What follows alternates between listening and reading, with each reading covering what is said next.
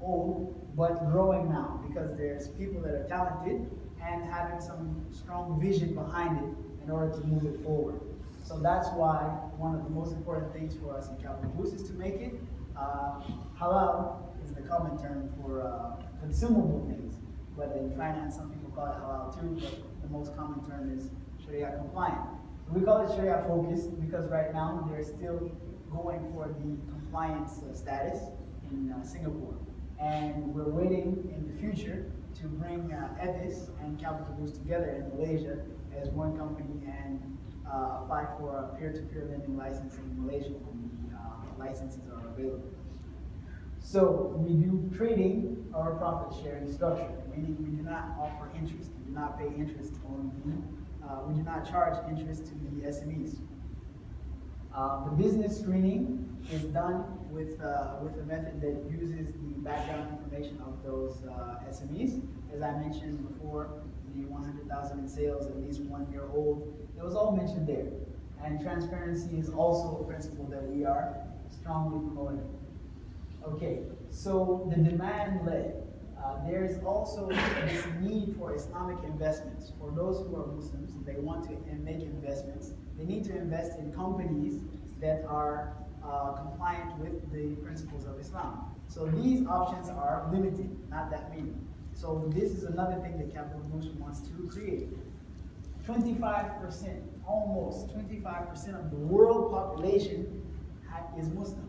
And yet, Islamic financial assets comprise of less than 1% of total global financial assets. So there is a huge market of people out there who want to invest, but they don't have that many options of things to invest in. So this platform is also filling that gap. And also, we have a very large young Muslim population.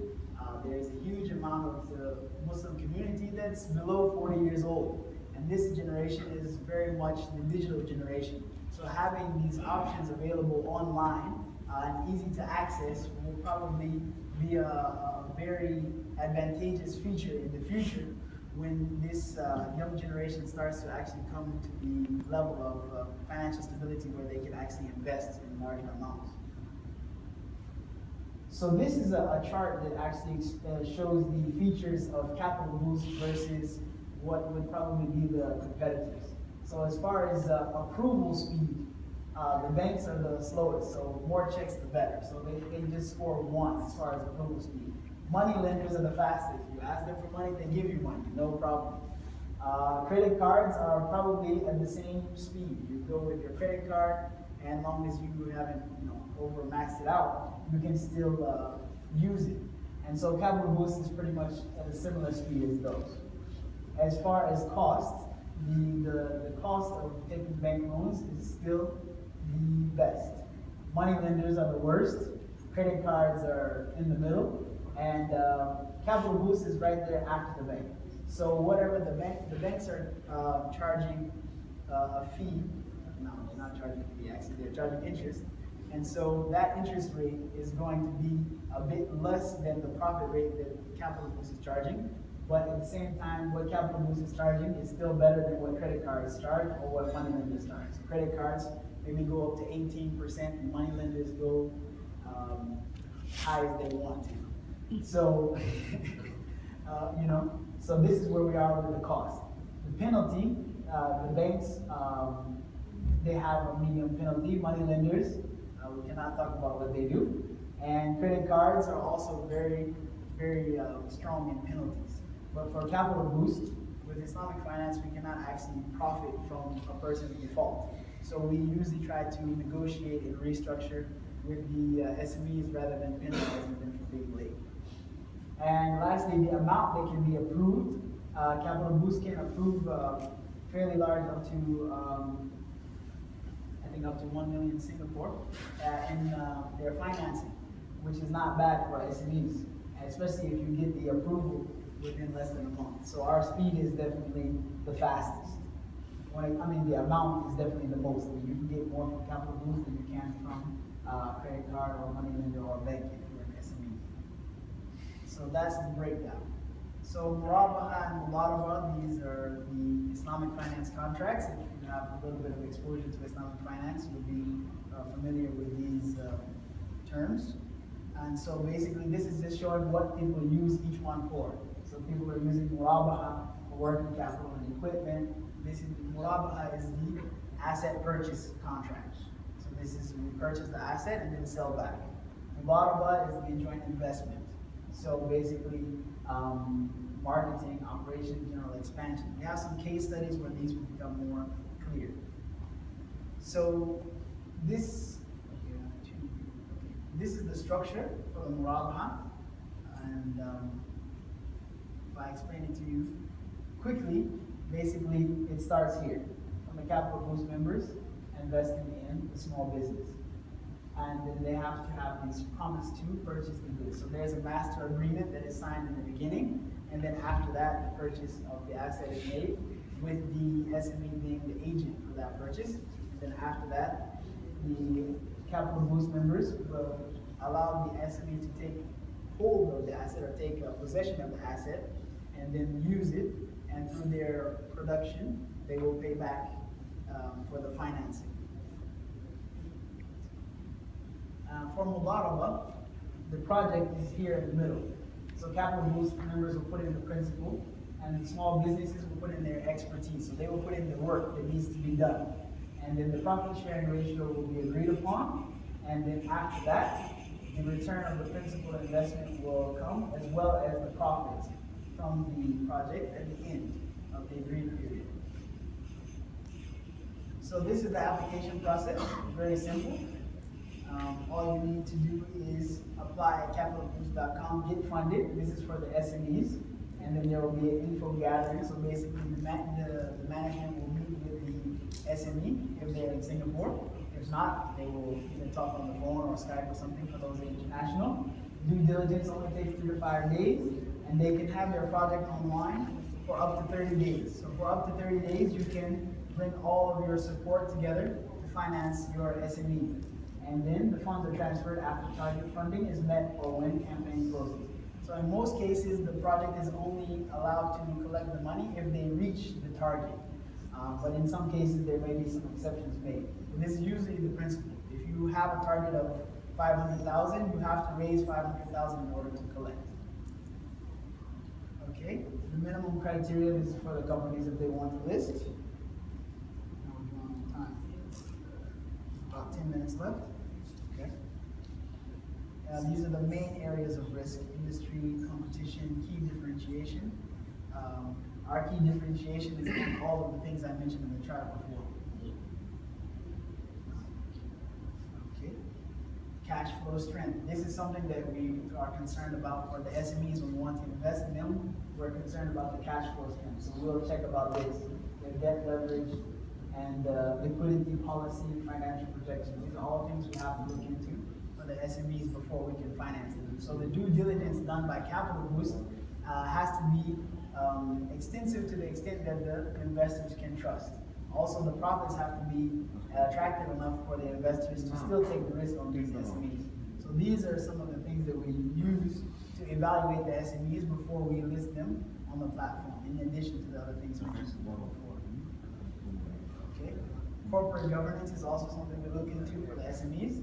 The quality of the financial reporting. Do they have the documents to show what they've been doing? Do they have any records of their financials? Because SMEs manage themselves in different ways, so we need to see the level of their documentation and things like that. And risk mitigation. Do they have a plan for risk mitigation? Do they have a business plan? So many different factors we look into first before putting any platform or putting any project onto the Capital Boost platform.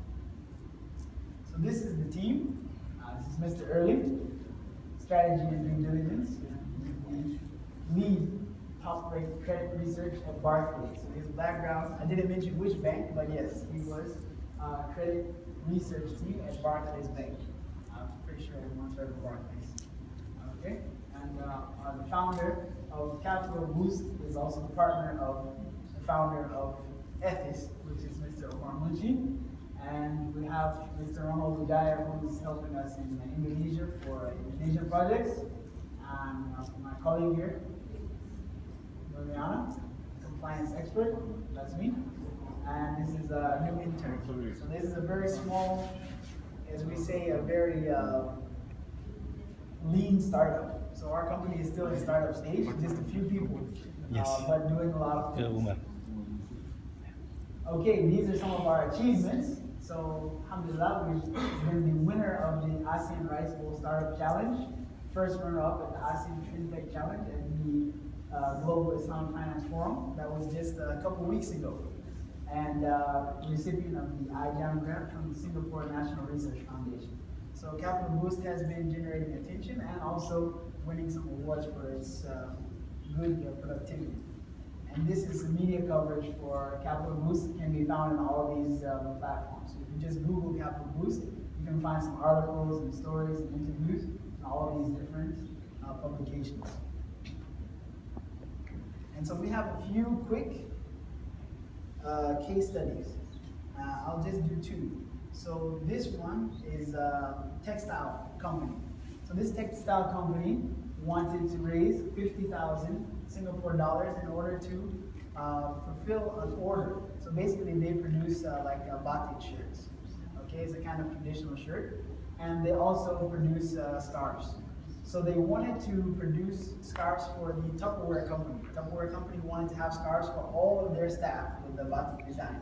Now they had the capability to produce the scarves, but they did not have the cash to do it.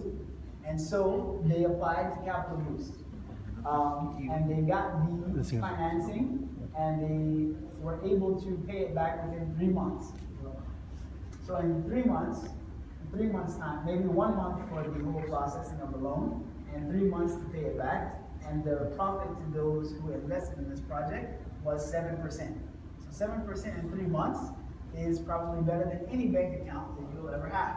If your money is sitting in the bank for 3 months, you don't get 7%, correct? Correct. So taking a little bit of risk with some SMEs produce a very good return for a few people who chose to invest in this one SME. And this SME was able to successfully raise a second and a third round. This textile company, they went for crowdfunding a second time and they were successful. And they went for a third time and they were also successful because the investors already built trust in this company. So this is what I was talking about before, that successful crowdfunding usually generates more success. The last one is a project in Malaysia. It's for reflexology, meaning a massage center inside of the KLIA-2 airport. And so this company wanted to use the proceeds for renovation and initial operation costs. So they wanted to renovate their business front and also employ the masseurs. These people who do the massage, they're actually blind. And so this is a social project from the government. So the rent that they pay in this airport is several times cheaper than what any of the businesses pay. And so they had a guarantee from the government also to back them when they went for this financing from Capital Boost. So the amount raised was 50,000 from a large pool of investors. And within 12 months, they will collect 15% profit. So a longer period of time, a higher percentage of return. So this is the kind of project that you will find on capitalboost.com. And we're planning to do more projects in Malaysia, and Indonesia, and Singapore in the future. This presentation is just a summary of a few things that we've done, hopefully to give you guys a better idea about crowdfunding and Islamic finance, Islamic crowdfunding, and how it all works. And we hope that you will visit our platform, capitalboost.com. Take a look, and if you like it, register, and you'll get all the updates of what's coming up soon. So I thank you very much for your time, and I hope you guys enjoyed the presentation. Thank you. Perfectly on time. That's really good. Okay, questions, comments, suggestions, complaints? So thank you very much for this presentation. It's very interesting. So, crowdfunding. So, if not mistaken, the purchase is a web-based financing platform. Yes. So meaning that always the companies with the cyber security concern or something like that. So my question is, so how do you manage cyber security or related risks? Okay, we do not handle any money on the platform. I guess the cybersecurity for the money, right? Yeah. For the money. So we do not actually handle any money on our platforms. So the bank account information and things like that are not saved inside the website. Actually, we connect the investors with the SMEs. Just like with ethics,